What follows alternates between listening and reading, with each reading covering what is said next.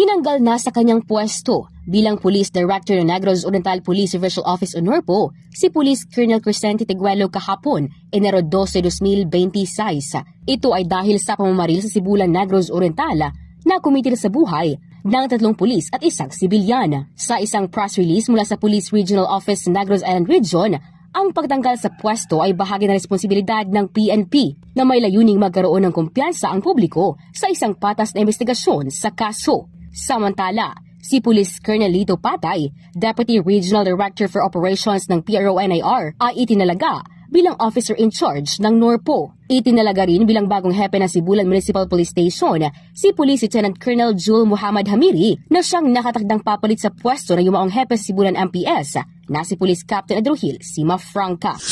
Balita, gikan sa K5 News FM Dumaguete. Kini si K5 Rufa De Vero para sa Kampiyon nga Balita si Publiko Halingawan sa Negros. K5 News FM. K5 News FM. News FM.